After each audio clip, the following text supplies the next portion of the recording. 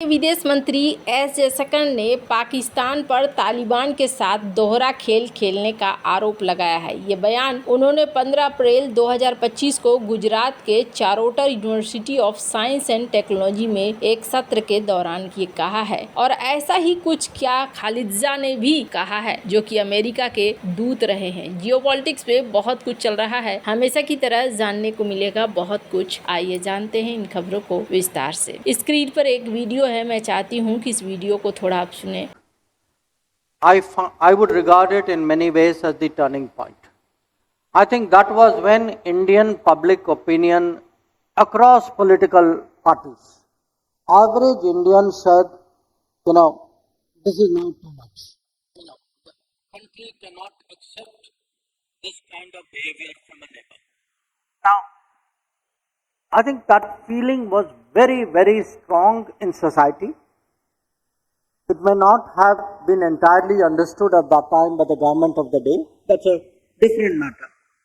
But if you see after 2014, when the government changed, doctor S Jaishankar ने एक बयान दिया कि पाकिस्तान ने अफगानिस्तान में आतंकवाद को बढ़ावा देने की उद्योग स्थापित की है, लेकिन ये उसकी अपनी रणनीति का शिकार हो गया है। उन्होंने 2008 के मुंबई आतंकी हमले को भारत पाकिस्तान संबंधों में एक निर्णायक मोड़ बताया, जिसके बाद भारतीय समाज ने सामूहिक रूप से फैसला लिया कि पड़ोसी देश का ऐसा व्यवहार अब बर्दाश्त नहीं किया जाएगा। जयशंकर ने कहा कि जब अमेरिका और नाटो अफगानिस्तान में मौजूद थे, तब पाकिस्तान ने तालिबान और दूसरी तरफ अमेरिका और उसके सहयोगी दोनों के साथ काम किया। ये दोहरा खेल उस वक्त तक चला जब तक अमेरिका ने 2021 में अफगानिस्तान से अपनी सेना वापस नहीं ली। अमेरिका के जाने के बाद पाकिस्तान का ये खेल टिक न सका और उसे कोई फायदा नहीं मिला। जयशंकर ने कहा कि पाकिस्तान ने क्षेत्र में आतंकवाद को एक उद्योग के रूप में स्थापित किया, लेकिन ये उसकी अपनी रचना के शिकार हो गए। टीटीपी जैसे समूहों ने अब पाकिस्तान के खिलाफ ही हमले शुरू कर दिए। 26 नवंबर 2008 को 10 पाकिस्तानी आतंकवादियों ने मुंबई में कई स्थानों पर हमले किए, जिसमें 166 लोग मारे गए। जयशंकर ने इसे भारत पाकिस्तान संबंधों में एक महत्वपूर्ण बदलाव का क्षण बताया। उन्होंने कहा कि इस हमले के बाद भारतीय समाज में ये भावना प्रबल हुई है कि पड़ोसी देश के इस व्यवहार को अब और सहन नहीं किया जा सकता है। जयशंकर ने कहा कि साल 2014 में नरेंद्र मोदी के नेतृत्व वाली सरकार के सत्ता में आने के बाद पाकिस्तान को स्पष्ट संदेश दिया गया कि आतंकवाद के कृत्यों के परिणाम हो सकते हैं। भारत ने अपनी आर्थिक और राजनीतिक स्थिति को मजबूत किया और वैश्विक मंच पर उसका कद बढ़ा, जबकि पाकिस्तान अपनी बुरी आदतों में फंसता रहा। पाकिस्तान जब पूछा गया कि भारत अब पाकिस्तान पर सार्वजनिक रूप से क्यों नहीं बोलता है, डॉक्टर एस जयशंकर ने कहा कि इस पर कीमती समय बर्बाद करने की जरूरत नहीं है। उन्होंने जोर देकर कहा कि भारत ने पिछले एक दशक में बहुत प्रगति की है, जबकि पाकिस्तान पुरानी नीतियों पर कायम है। पाकिस्तान अब टीटीपी और बलूचिस्तान लिबरेशन आर्मी जैसे समूहों से आंतरिक सुरक्षा की चुनौतियों का सामना कर रहा है। बीएलए ने जफर एक्सप्रेस ट्रेन को हाईजैक किया, जिसे पाकिस्तान ने भारत और अफगानिस्तान के हैंडलर्स से जोड़ा। हालांकि भारत और तालिबान दोनों ने इन आरोपों को खारिज किया। जयशंकर ने कहा कि भारत पाकिस्तान के आतंकवाद समर्थन को वैश्विक मंचों जैसे कि संयुक्त राष्ट्र मानवाधिकार परिषद पर उठाता रहता है। भारत ने पाकिस्तान में अल्पसंख्यकों के हमलों को भी उजागर किया है। 1980 के दशक में भारत में खालिस्तान आंदोलन ने जोर पकड़ा, जिसमें पंजाब में सिख अलगाववादी एक अलग राज्य की मांग कर रहे थे। पाकिस्तान ने इस आंदोलन को समर्थन किया, जिसमें हथियार, प्रशिक्षण, सुरक्षित ठिकाने प्रदान किए। इसका उद्देश्य भारत को अस्थिर करना था। इस दौरान पाकिस्तान ने एक दोहरा खेल खेला। वो भारत के साथ शांति वार्ता की बात करता था, लेकिन साथ ही आतंकवादी समूहों को समर्थन देता था। इस समर्थन के परिणाम स्वरूप पंजाब में हिंसा बढ़ी, हजारों लोग मारे गए। 1984 का ऑपरेशन ब्लू स्टार और इसके बाद इंदिरा गांधी की हत्या ने स्थिति को और जटिल कर दिया। 1990 के दशक के अंत तक भारत ने सैन्य और खुफिया कार्रवाइयों के जरिए इस आंदोलन को काफी हद तक कंट्रोल कर लिया, लेकिन पाकिस्तान की भूमिका ने दोनों देशों के बीच विश्वास को गहरा नुकसान पहुंचाया। 1980-90 के दशक की तरह आज भी पाकिस्तान आतंकवादी समूहों को समर्थन देने का आरोप झेल रहा है। जैसा कि जयशंकर ने तालिबान के बारे में बताया था, उस समय खालिस्तान आंदोलन को समर्थन देने की तरह पाकिस्तान ने अफगानिस्तान में तालिबान को समर्थन दिया, लेकिन अब टीटीपी जैसे समूह उसके खिलाफ हो रहे हैं। ये दिखाता है कि आतंकवाद को बढ़ावा बढ़ावा देने की नीति अंततः उसी देश के लिए हानिकारक साबित होती है। जयशंकर का ये बयान भारत के आतंकवाद के प्रति जीरो टॉलरेंस की नीति को दिखलाता है। वैसे आपको बता दूं, अमू टीवी में एक लेख के अनुसार अमेरिका के पूर्व विशेष दूत और अफगानिस्तान में शांति वार्ता के प्रमुख वार्ताकार जलमाय खलीलजाद, इन्होंने चेतावनी दी है कि पाकिस्तान अफगान प्रवासियों को जबरन निष्कासित करने की अपनी नीति का उपयोग ISIS के आतंकियों को अफगानिस्तान में घुसपैठ कराने के लिए कर सकता है। ये बयान 16 अप्रैल 2025 को प्रकाशित हुआ। इसमें खलीलजाद ने पाकिस्तान की नई निष्कासन अभियान पर सवाल उठाए जो 1 अप्रैल 2025 को शुरुआत हुआ है। इस अभियान के तहत पाकिस्तान ने दसियों हजार अफगान प्रवासियों को देश से निकाला है, जिनमें कई लोग शामिल हैं जो दशकों से पाकिस्तान में रह रहे थे। खलीलजाद ने कहा कि ये नीति न केवल मानवीय संकट पैदा कर रही है बल्कि क्षेत्रीय सुरक्षा के लिए भी खतरा बन सकती है, क्योंकि पाकिस्तान इस प्रक्रिया का दुरुपयोग आतंकवादी समूहों को अफगानिस्तान में भेजने के लिए कर सकता है। पाकिस्तान ने अप्रैल 2025 में एक नया अभियान शुरू किया जिसके तहत अवैध रूप से रह रहे अफगान प्रवासियों को जबरन निष्कासित किया जा रहा है। इस अभियान में अब तक हजारों लोग प्रभावित हुए हैं, जिनमें से कई के पास वैध दस्तावेज नहीं है। ये नीति 2023 में शुरू हुआ पहले निष्कासन चरण का विस्तार है, जिसमें 1.7 मिलियन अफगानों को वापस भेजा गया। खलीलजाद ने कहा कि पाकिस्तान की ये नीति रणनीतिक हो सकती है, जिसमें ISIS जैसे आतंकवादी समूहों के सदस्यों को अफगानिस्तान में घुसपैठ कराने का जोखिम है। उन्होंने इसे पाकिस्तान की दोहरी नीति का हिस्सा भी बताया, जिसमें वो आतंकवाद के खिलाफ कार्रवाई का दावा करता है लेकिन वास्तव में कुछ समूहों को समर्थन देता है। संयुक्त राष्ट्र और मानव अधिकार संगठनों ने इस निष्कासन को अमानवीय करार दिया। कई अफगान प्रवासी जो दशकों से पाकिस्तान में रह रहे थे अब बिना किसी संसाधन के अफगानिस्तान में वापस भेजे जा रहे हैं, जहां तालिबान का शासन है। अफगानिस्तान में इस्लामिक स्टेट खुरासान पहले से ही सक्रिय है। इसने हाल के वर्षों में कई बड़े हमले किए हैं, जैसे कि 2024 में काबुल में एक मस्जिद पर हमला। खलीलजाद की चेतावनी इस खतरे को और गंभीर बनाती है, क्योंकि पाकिस्तान से निष्कासित लोगों में आतंकवादी शामिल हो सकते हैं। खलीलजाद ने कहा कि पाकिस्तान ने ऐतिहासिक रूप से तालिबान और अन्य आतंकवादी समूहों को समर्थन दिया है। ये निष्कासन अभियान उनकी पुरानी रणनीति का हिस्सा हो सकता है। उन्होंने इसे क्षेत्रीय अस्थिरता को बढ़ाने वाला कदम बताया। तालिबान सरकार ने इस निष्कासन की निंदा की है और इसे अमानवीय बताया है। तालिबान ने दावा किया है कि वो अपने क्षेत्र में ISIS को नियंत्रित कर रहा है, लेकिन खलीलजाद ने इस दावे पर संदेह जताया है। UN ने इस निष्कासन को मानवीय संकट बताया और पाकिस्तान से नीति की समीक्षा करने का आग्रह किया है। UN के अनुसार कई निष्कासित लोग अफगानिस्तान में बुनियादी सुविधाओं जैसे भोजन, आश्रय के बिना रह रहे हैं। खलीलजाद जो 2018-2021 तक अमेरिका के विशेष दूत रहे, उन्होंने कहा कि अमेरिका को इस स्थिति पर नजर रखनी चाहिए, क्योंकि अफगानिस्तान में अस्थिरता को बढ़ा सकता है जो अमेरिकी हितों के लिए नुकसानदायक हो सकता है। 1990 के दशक में अफगान शरणार्थियों और पाकिस्तान की दोहरी नीति रही है। 1979 में सोवियत अफगान युद्ध के बाद लाखों अफगान शरणार्थी पाकिस्तान आए। 1980 से 1990 के दशक में पाकिस्तान ने इन्हें आश्रय दिया, लेकिन अपने अफगान मुजाहिदीन समूहों को हथियार प्रशिक्षण प्रदान किया, जिनमें कई बाद में तालिबान में शामिल हो गए। इस दौरान पाकिस्तान ने अमेरिका और पश्चिमी देशों से वित्तीय और सैन्य सहायता ली, ये दावा करते हुए कि वह शरणार्थियों की मदद कर रहे हैं और आतंकवाद के खिलाफ लड़ रहे हैं। हालांकि वास्तव में इसने शरणार्थी शिविरों का उपयोग आतंकवादी समूहों को भर्ती और प्रशिक्षित करने के लिए कहा। इस दोहरी नीति के परिणाम स्वरूप अफगानिस्तान में अस्थिरता बढ़ी और तालिबान का उदय हुआ, जिसने 1996 में काबुल पर कब्जा कर लिया। पाकिस्तान की इस नीति ने न केवल अफगानिस्तान बल्कि स्वयं पाकिस्तान को प्रभावित किया, क्योंकि इन समूहों के बाद में पाकिस्तान के खिलाफ हमले शुरू कर दिए, जिनमें TTP भी शामिल है। 1990 की दशक की तरह आज भी पाकिस्तान शरणार्थियों और निष्कासन नीति का उपयोग अपनी रणनीति के लिए कर रहा है। भारत के विदेश मंत्री एस जयशंकर ने हाल ही में कहा कि पाकिस्तान पर तालिबान के साथ दोहरा खेल खेलने का आरोप लगाया है। खलीलजाद की चेतावनी इस बात की पुष्टि करती है कि पाकिस्तान की नीतियां क्षेत्रीय स्थिरता को बढ़ा सकती हैं। हाल ही में जिस तरीके से डॉक्टर एस जयशंकर ने कहा, वैसा ही यहाँ पर होता हुआ भी दिख रहा है। वैसे आपको क्या लगता है, इन सब मामले में आपकी क्या राय है? कमेंट कर जरूर बताएं। जल्द मिलते हैं अगली वीडियो में नई खबर के साथ।